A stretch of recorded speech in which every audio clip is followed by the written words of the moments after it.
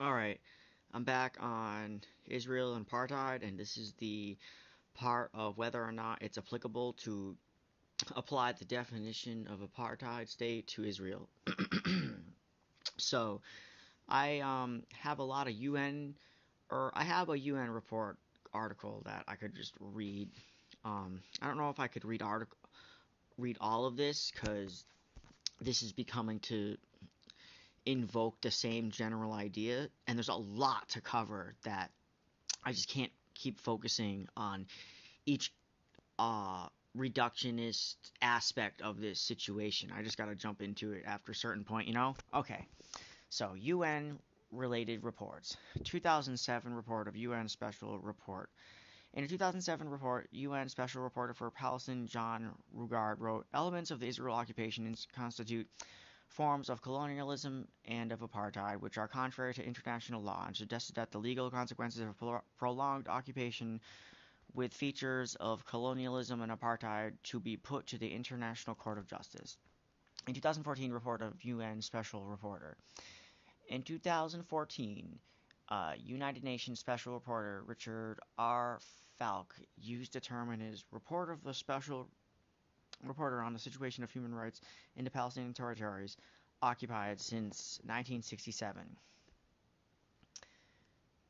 A 2017 report was commissioned and approved by the UN, but has not obtained an official endorsement from the Secretary General of UN. Hence, it does not represent the views of the UN.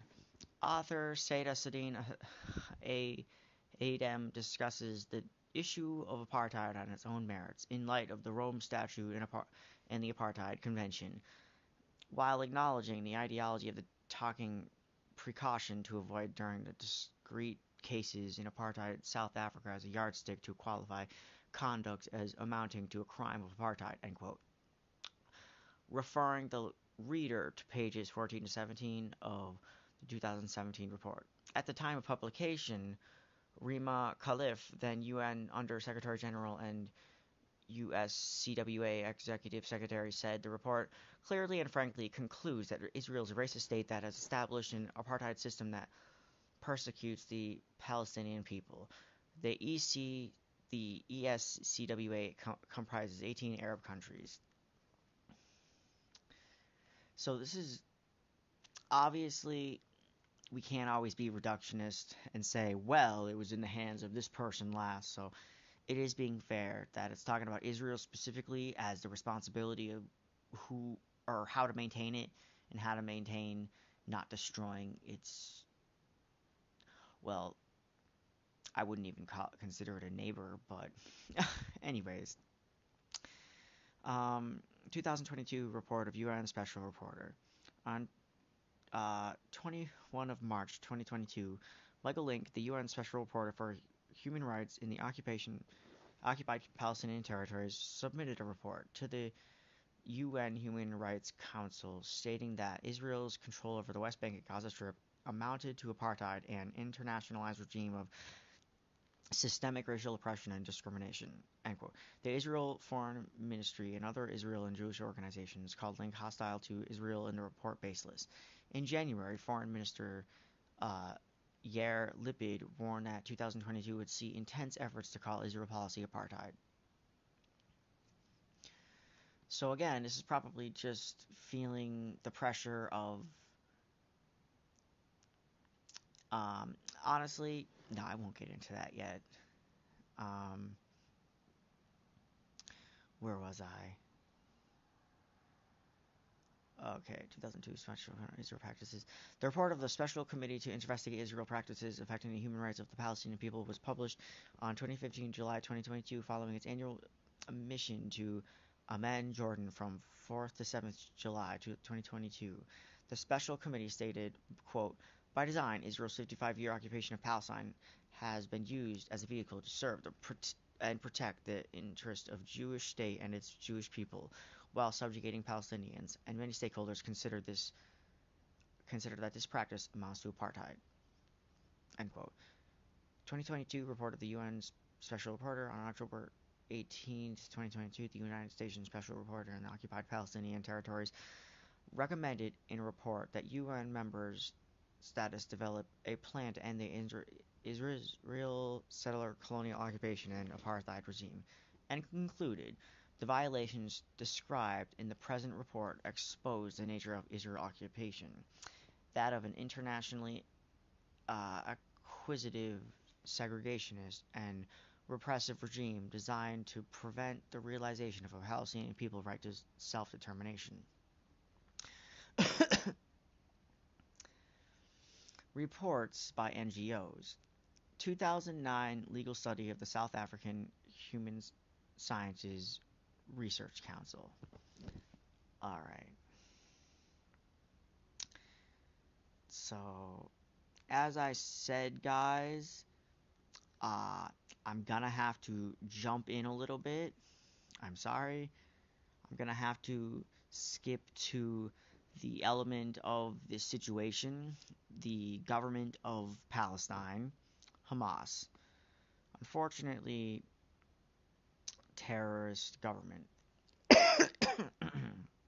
All right, Hamas.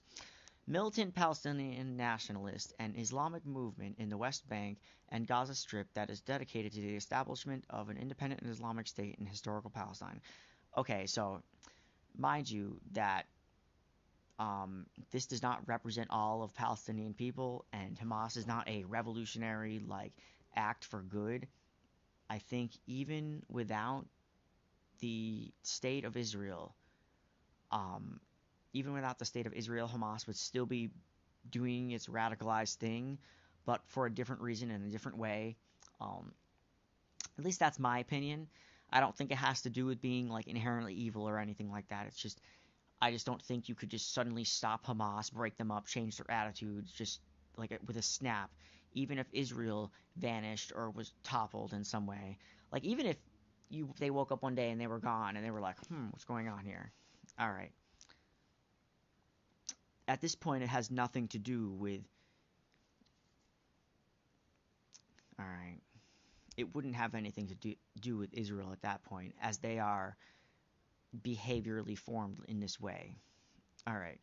Founded in 1987, Hamas opposed a secular approach of the Palestinian liberalization movement PLO to Israel-Palestinian conflict, rejected attempts to cede any parts of Palestine, and embraced the use of violence, including acts of terrorism, as a means to achieve its goals. See Israel-Hamas War of 2023 for an overview of the October 7th assault on Israel from the Gaza Strip by Hamas and the Palestinian Islamic Jihad that resulted in more than 1,200 deaths, primarily Israeli citizens, making it the deadliest day for Israel since its independence. All right. So most people just saw what Hamas did that day, and that it would optically make sense for Israel to fight back, but it's not about the amount of bodies dead. It's really not. It's not about who kills more at all. This is a historical situation that I don't think you could just make a good policy idea about this without knowing the history behind it. So, and even then, there is no simple social solution to this, even if you were to invoke history every time instead of just emotions and who you're allies with. All right. Formation and ideology. From the late 1970s, activists connected with the Islamic Muslim Brotherhood established a network of charities, clinics, and schools and became active in the territories. The Gaza Strip and West Bank occupied by Israel after the 1967 Six-Day War.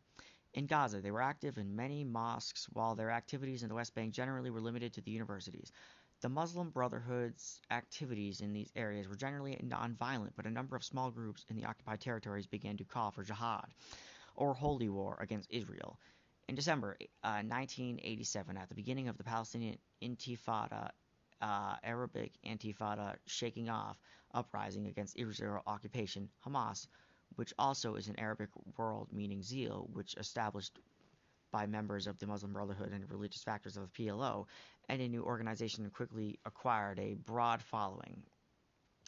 In its 1988 charter, Hamas maintained that Palestine is an Islamic homeland that could never be surrendered to non-Muslims, and that waging holy war to West control to Palestine from Israel is a religious duty for Palestinian Muslims. This position brought it into conflict with the PLO, which in 1988 recognized Israel's right to exist.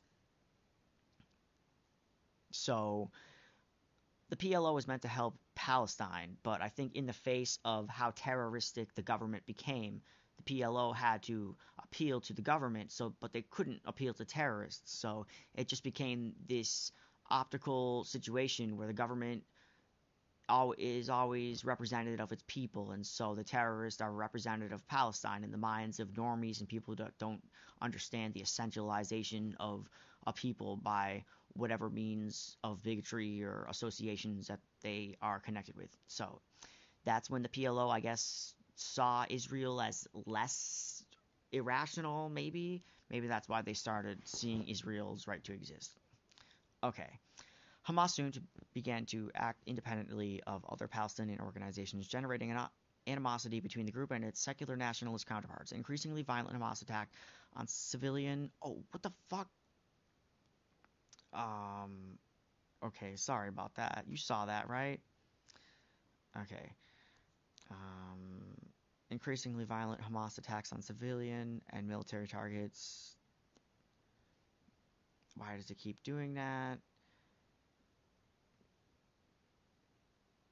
And impelled Israel to arrest a number of Hamas leaders in 1989, including Sheikh Ahmad Yassin, the movement's founder. In the years that followed, Hamas underwent reorganization to reinforce its command structure and locate key leaders out of Israel's reach. A political bureau responsible for the organization's international relations and fundraising was formed in Amman, Jordan, electing Khaled Mashal as its head in 1996, and the group's armed wing was reconstituted as the Izz al-Din al-Qassam forces. Jordan expelled Hamas leaders from Amman in 1999, accusing them of having used their Jordanian forces as a command post for military activities in the West Bank and Gaza in 2001. The political bureau established new headquarters in Damascus, Syria. It moved again in 2012 to Doha, Qatar, after leadership failed to support the Assad government in its crackdown on the Syrian uprising. The United States designated Hamas a terrorist organization in 1997. The European Union added Hamas to its list of terrorist groups in 2003. It was removed amid legal challenges in 2018 and returned in 2021. Position on the peace process. From its foundation, Hamas rejected negotiations that would cede any land. Okay, so again, this would play into the essentialization of Hamas government as the people that they're representing as Palestinians. So this would come off as Palestinians being anti-negotiation. Now, even so, the government as a concept of the oppressed people shouldn't have to negotiate with the oppressor, but this is just how it is. So, the group denounced the 1993 peace agreement between Israel and PLO, and along with the Palestinian Islamic Jihad group, subsequently intensified its terror campaign using suicide bombers. The PLO and the Israel responded with harsh security and punitive measures, although PLO chairman Yasser Arafat, seeking to include Hamas in the political process, appointed Hamas members to leadership positions in the Palestinian Authority. The collapse of peace talks between Israel and Palestinians in September 2000 led to an increase in violence and came to be known as the Aqsa Intifada. That conflict was marked by a degree of violence unseen in the first Intifada, and Hamas activists further escalated their attacks on Israelis and engaged in a number of suicide bombings in Israel itself. In the year after the Aqsa Intifada, Hamas began to moderate its views toward the peace process. After more than a decade of rejecting the foundational principles of the PA, Hamas ran in 2006 Palestinian legislative elections and subsequently participated in PA, with indications that it would accept agreements between Israel and PA. Since then, senior Hamas leaders have stated their willingness to support two-state solution based on pre-1967 borders. In a document of general principles and policies issued in 2017, the organization acknowledged, quote, the establishment of the fully sovereign and independent Palestinian state with Jerusalem as its capital along the lines of the 4th of June 1967, with the return of its refugees and the displacement to their homes from which they were expelled, as a, quote, formula for the national consensus. But Hamas continued to reject the legitimacy of Israel, and hardliners within the organization remained strident in their rhetoric. Months after one such hardliner, Yahya Sinwar, became the local leaders of the Hamas in the Gaza Strip 2017 to current. He stated in a roundtable discussion with young Gazans, "Gone is the time in which Hamas discussed recognition of Israel. The discussion now is about when we will wipe out Israel." And so this is where the anti-Semitism would come into play, and this is where people would like extrapolate and say, "Oh, it's Hitler. Oh, it's." But I mean, in the face of a colonial power destroying you and taking your land, like it's not even close to these conspiracy theories that people from the West would say. It's just ridiculous. Like, the West isn't fucking colonialized by Jewish people.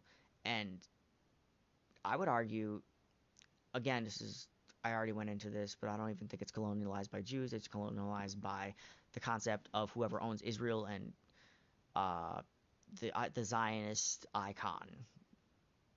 Okay. Control of the Gaza Strip. Okay, political relations. In early 2005, Mahmoud Abbas, president of the PA and Israel Prime Minister of Ariel Sharon, announced a suspension of hostilities as Israel prepared to withdraw troops from some Palestinian territories. After such negotiations, Hamas agreed to ceasefire, although sporadic violence continued. Later that year, Israel unilaterally dismantled settlements and withdrew troops from the Gaza Strip. See Israel disengagement from Gaza. Okay. In 2006, elections from the Palestinian Legislative Council, Hamas won a surprise victory over Fatah, capturing the majority of seats. The two groups eventually formed a coalition government with Ismail Haniyeh of Hamas as prime minister. Clashes between Hamas and Fatah, capturing the majority of seats. The two clashes between Hamas and Fatah forces in the Gaza Strip intensified, however, prompting Abbas to dissolve the Hamas-led government and declare a state of emergency in June 2007. Hamas was left in control of the Gaza Strip, while a Fatah-led emergency cabinet had control of the West Bank. In April 2011, Hamas and Fatah officials announced that the two sides had reached a reconciliation agreement in negotiations mediated by Egypt. The agreement, signed in Cairo on May 4th, called for the formation of an interim government to organize legislative and presidential elections. After months of negotiations over the leadership of the interim government, the two parties announced in February 2012 that they had elected Abbas for the post of interim president. Hamas relations with the government of Syria and Iran, two of its primary sources of support, were strained in 2011 when Hashal and other Hamas figures in Damascus conspicuously avoided expressing support for a crackdown by Syrian armed forces against anti-government protesters inside the country. In early 2012, Hamas leaders left Syria for Egypt and Qatar, and Hashal then publicly declared Hamas' support for Syrian opposition. Iranian support for Hamas, which by some estimates had exceeded $200 million a year, was greatly reduced. The Hamas government in the Gaza Strip was still struggling following the cutoff of Iranian aid, was placed under even greater financial strain in 2013 when the administration of Egyptian press, Mohammed Mansouri, a member of the Muslim Brotherhood, was overthrown and replaced by a military-led interim government hostile to Hamas. The new administration heavily restricted crossings at the border between Gaza and Egypt and shut down most of the smuggling tunnels that had been a major source of tax revenue for Hamas, as well as the primary means of supplying a wide variety of goods to the Gaza Strip. By late 2013, Hamas was struggling to pay the wages of public sector employees in the Gaza Strip. In April 2014, Hamas effectively announced its governing role in the Gaza Strip by agreeing with Fatah to the formation of a new PA cabinet composed entirely of non-partisan ministers. Israel Prime Minister Benjamin Netanyahu denounced the new agreement, accusing Fatah of seeking reconciliation with Hamas at the expense of a possible peace agreement with Israel. The new cabinet was sworn in on June 2nd, but was left unable to carry out the administration of the Gaza Strip. Hamas continued to administer the area, even forming an interim administrative committee in 2017. Later that year, the PA began to take over, but as it was unable to take control, it cut its funding from the Gaza Strip in 2018 and imposed sanctions. Damn it. Okay. Imposed sanctions.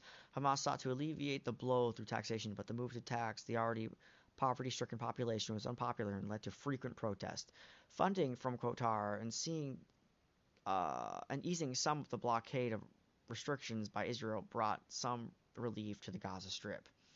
Meanwhile, leadership changes in Hamas offered an opportunity to reapproachment within Iran. Yahya Sinwar, a senior figure, became a figure's armed wing who in 2017 became leader of the group locally in the Gaza Strip, had been a prominent of maintaining relations with Iran.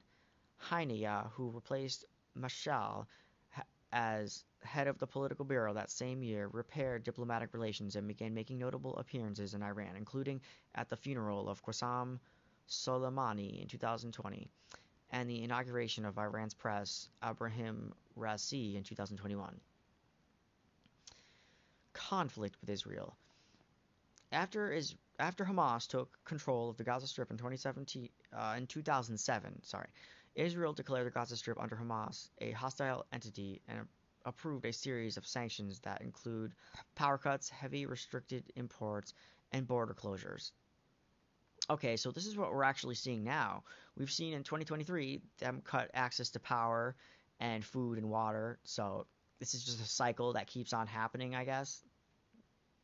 Hamas attacks on Israel continued, as did Israel attacks on the Gaza Strip.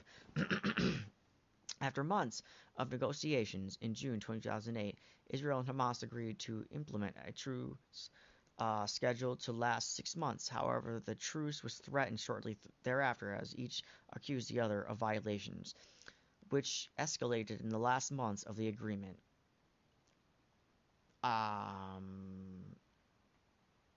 Okay. I really do think it matters who said what to who.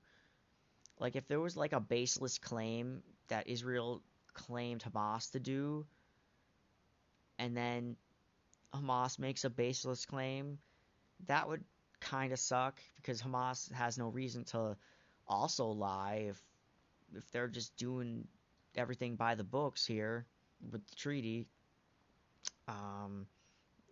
Alright. That really sucks. On December 19th, the truce officially expired amid the accusations of violations on both broader hostilities erupted. Shortly thereafter, Israel responded to sustained rocket fire mounted a Syria attack airstrike. Okay, this is like literally happening right now. I mean, history does repeat, I guess, and we haven't really learned anything. And they haven't either, I guess. Among the strongest in years, meant to target Hamas, after a week of airstrikes, Israeli forces initiated a ground campaign to the Gaza Strip amid from the international community for a ceasefire. Following more than 3 weeks of hostilities in which perhaps more than 1,000 were killed and tens of thousands were left homeless, Israel and Hamas each year declared a unilateral ceasefire. Beginning on November 2014-2012, Israel launched a series of airstrikes in Gaza in response to an increase in the number of rockets fired from Gaza into Israel territory over the previous 9 months. The head of the Izz al-Din al-Qassam forces, Ahmad said Khalil al-Jabari, was killed in an initial airstrike. Hamas retaliated, with increasing rocket attacks on Israel, and hostilities continued until Israel and Hamas reached a ceasefire agreement on November 21. In 2014, tensions between Israel and Hamas rose following the disappearance of 3 Israel teenagers in the West Bank on June 12th. Okay, well that's kind of weird. Netanyahu accused Hamas of having abducted the youths, and he vowed not to let the crime go unpunished. Israeli security forces launched a massive sweep in the West Bank to search for the missing boys and to crack down on members of Hamas and other military groups. Several hundred Palestinian suspected of having militant ties were arrested, including several leaders of Hamas in the West Bank. On June 30th, the boys were found dead in the West Bank outside of Hebron. In the Gaza Strip, the atmosphere of heightened tension led to an increase in rocket attacks on the Israel by PIJ and other Palestinian militants. Those had been relatively infrequent since 2012 ceasefire, but by late June 2014, rocket launchers and Israel reprisals had become a daily occurrence. On June 30th, in response to those reprisals, Hamas fired its first rocket into Israel since the ceasefire. On July 8th, Israel commenced a large-scale offensive in the Gaza Strip, using aerial bombing, missiles, and mortar fire to destroy a variety of targets that it claimed were associated with militant activity. And also just civilian deaths, just to, collateral damage. That's probably, at least from what I remember in the Bush days and Obama, that's it's all collateral damage. After more than a week of bombardment failed to halt rocket fire from the Gaza Strip, Israeli forces launched a ground assault to destroy tunnels and other elements of the militants' infrastructure. In early August, Israel leaders declared that the ground operation had fulfilled its mission, and Israeli troops and tanks pulled back from the Gaza Strip. Israel airstrikes continued, as did rocket and mortar attacks under Israel from the Gaza Strip. After agreeing to several short-term ceasefires over the course of the conflict, Israeli and Palestinian leaders reached an open-ended ceasefire in late August. In exchange for the cessation of rocket fire from the Gaza Strip, Israel agreed to loose restrictions on goods entering the Gaza Strip, expanding the fishing zone off the coast and reduce the size of the security buffer enforced in areas adjacent to the Israel border. Despite the highest Palestinian death toll, estimated at more than 2,100, and widespread destruction in the Gaza Strip, Hamas leaders declared victory, trumpeting their ability to withstand Israeli attacks. As a concept, really, guys, you're okay. So, my guess is they had like ground tunnels, which is what Israeli and the military of Israel is saying, and Benjamin Netanyahu. You've seen that video of the underground thing that Hamas has under the hospital and using that for justifications to bomb the hospital. So what's really twisted, when I get to the end of this theme of this war, what's really twisted is the irony of the bombing when they have underground tunnels and they are open about this speculation of Hamas, because this is just military stuff in general, I believe. So they knowingly know Hamas is underground, yet they are scorching the ground above without even thinking like maybe we should bomb underneath or something to reduce the destruction on the surface. They're not even thinking of that.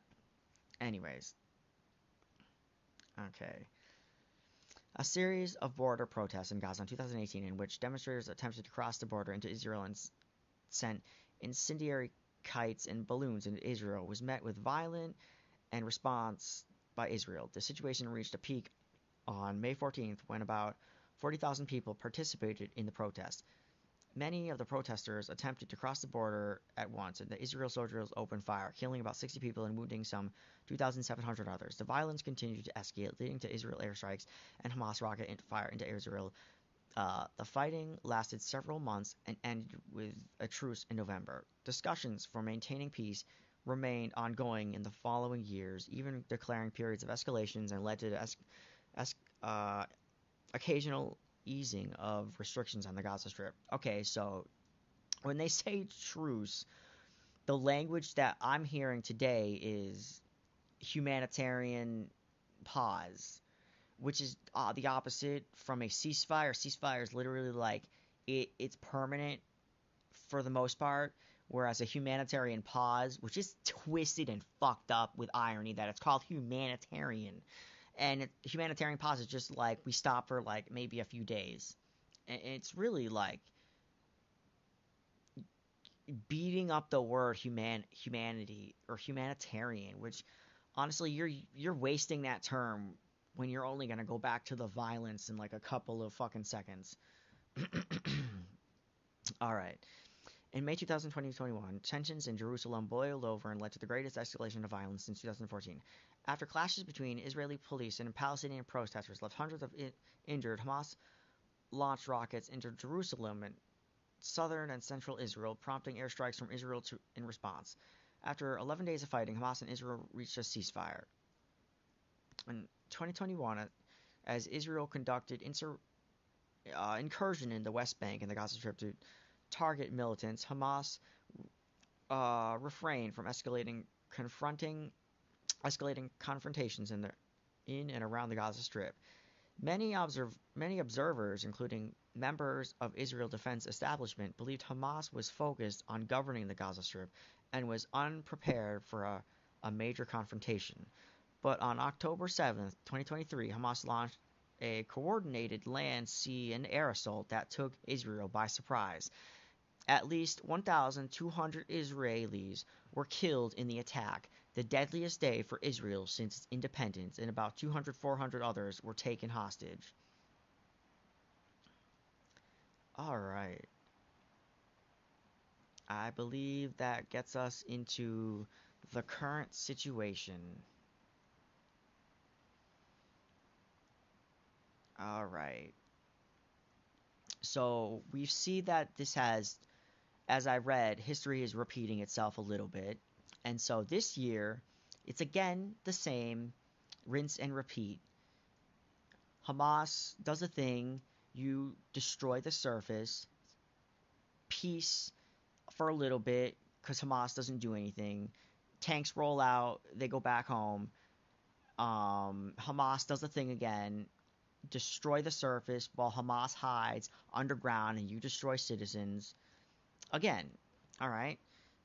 So, after the terror attack this October 7th, Israeli Defense Minister orders complete siege of Gaza as Hamas threatens hostages. All right. So Jerusalem and Gaza, CNN, Israel Prime Minister Benjamin Netanyahu said Monday that the Israel military would attack Hamas with a force like never before as the militant group threatened to kill civilian hostages if airstrike targeted Gaza without warning. Following Hamas' devastating surprise attack in Israel territory over the weekend, Israel Defense Minister Yoav Gallant on Monday ordered a complete siege of Gaza and said he would halt the supply of electricity, food, water, and fuel to the Palestinians. Okay, see, we've already read that they did this in the past, and so they're just doing it again. I don't really need to read that. Anyone paying attention to this video already knows what's pretty much happening, and broadly the rundown of the situation is pretty much thoroughly in their minds at this point, I would think. All right, so I don't know how true this is. I've been hearing this floating around a bit, and it's a little bit disturbing. Now, I understand through complex social means they are creating Hamas through creating peril and destruction. Without even killing Hamas, they're killing civilians, which might just get radicalized in the dynamic of Hamas. And that's not right. Not everyone who is Palestinian will do that. It's not even inherent. It's not even really popular because Hamas is also damaging Palestine's reputation. Okay, how Israel helped to prop up Hamas for decades. What is Hamas? And okay, yeah. We know that the Palestinian militant group Hamas is responsible for the deadliest attack on Israel soil in recent history, killing over 13,000 people, taking over more than 200 hostages. Founded and occupied Gaza in 1987, Hamas, an acronym for Harakat al-Maqawama al-Islamiyah, is the armed group that holds political control over Gaza today. What you might not know is that this same group was actually created in part by Israel itself. While it may sound like a conspiracy theory, it's actually a well-documented, open secret that Israel has helped finance and prop up for years, or prop up Hamas for years. Quote, "We need to tell the truth," Israel Major General Gershon Hokahan an associate of Prime Minister Benjamin Netanyahu said in 2019 said interview, quote, Netanyahu's strategy is to prevent the option of two states, so he is turning Hamas into his closest partner. Openly, Hamas is an enemy. Covertly, it's an ally.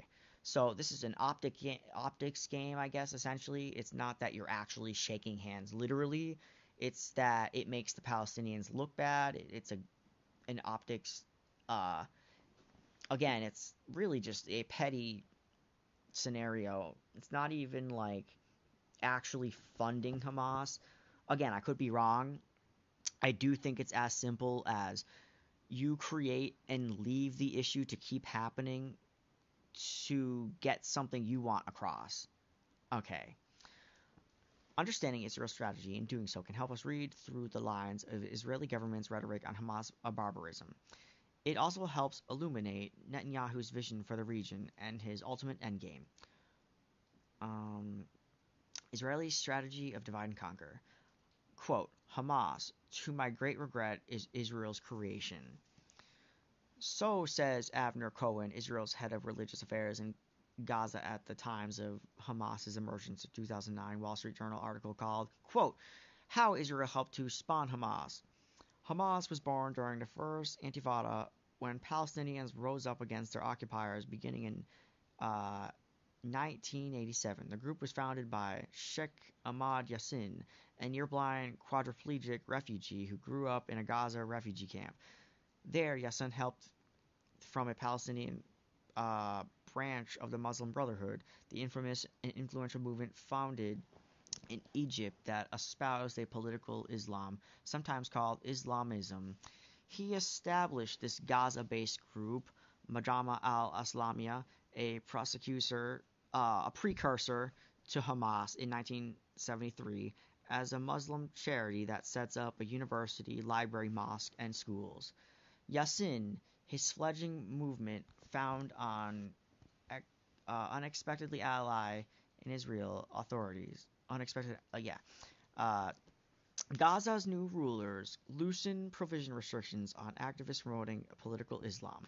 Officially registered Majama al-Islam as a charity and later as an association, allowed its members to spread its message and build goodwill by developing a network of local institutions, and stood back when the group battled its rivals, Palestine's secularists.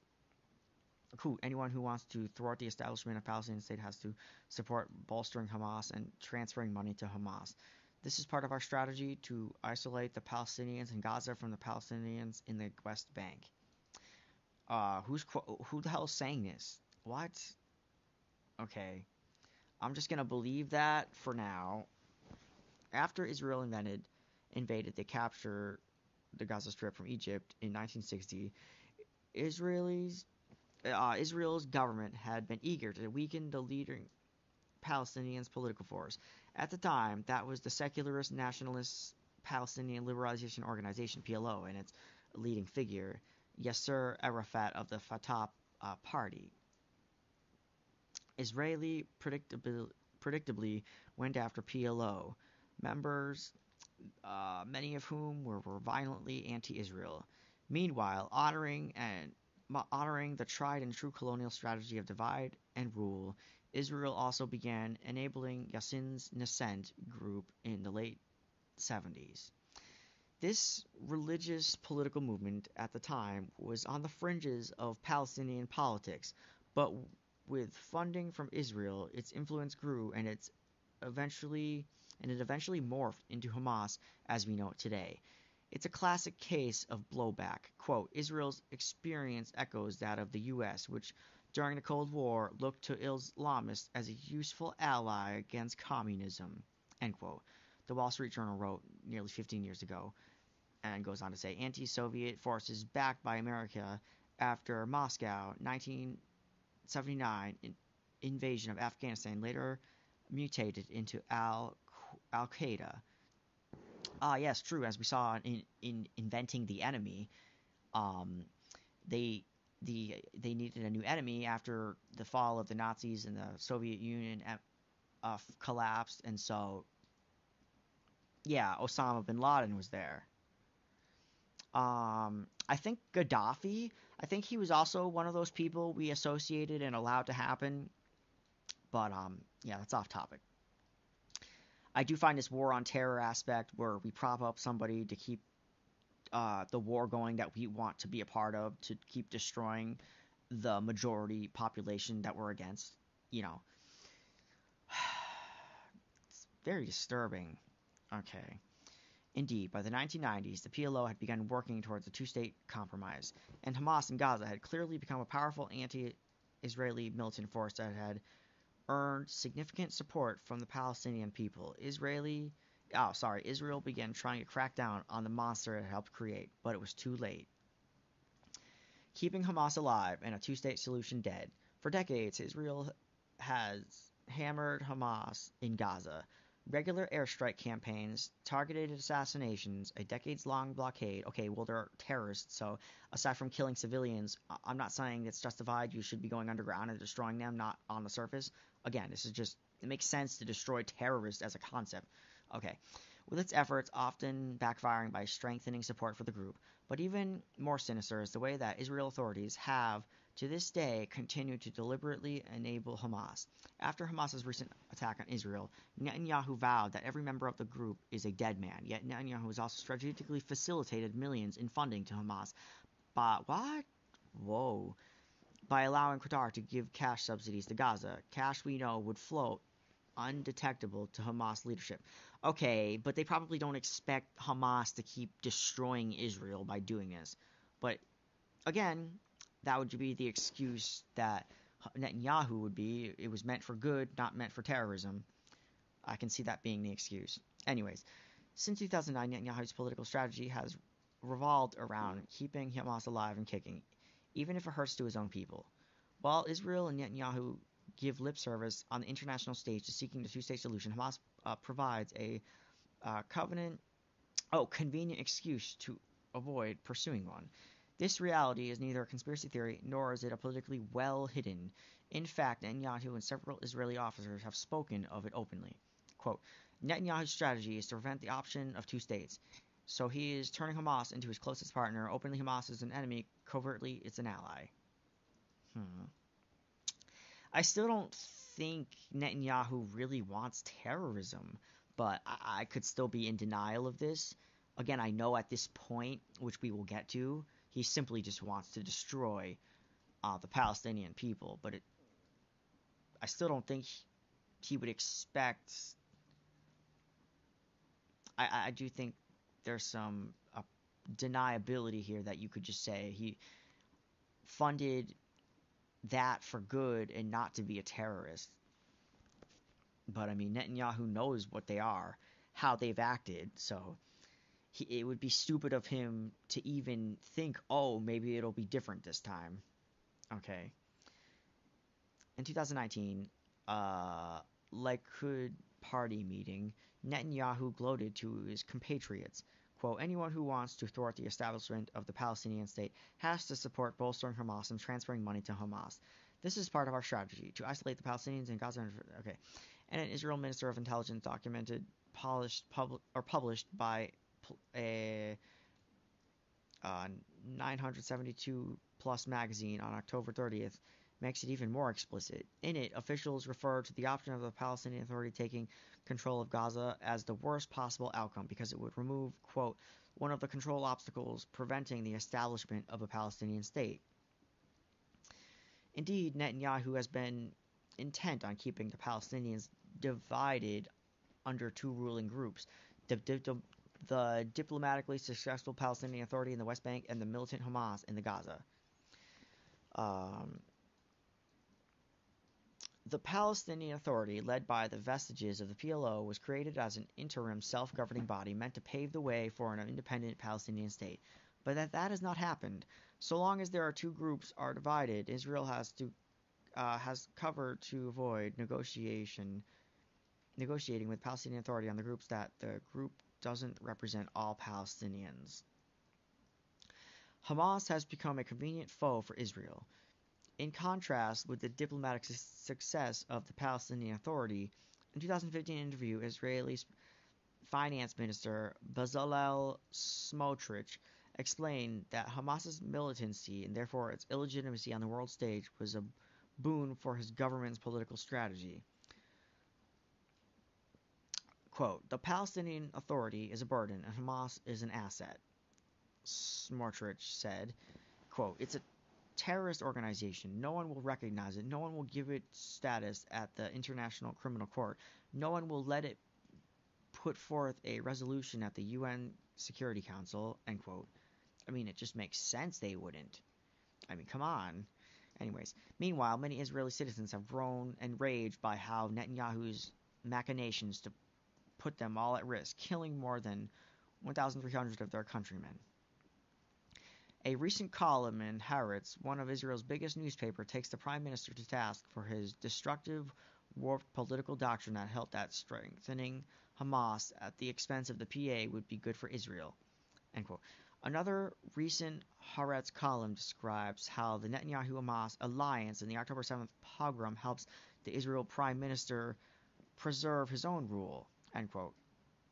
The more conservative Times of Israel published an op-ed after Hamas attacked entitled, quote, 5 years, Netanyahu propped up Hamas. Now it's blown up in our faces, end quote.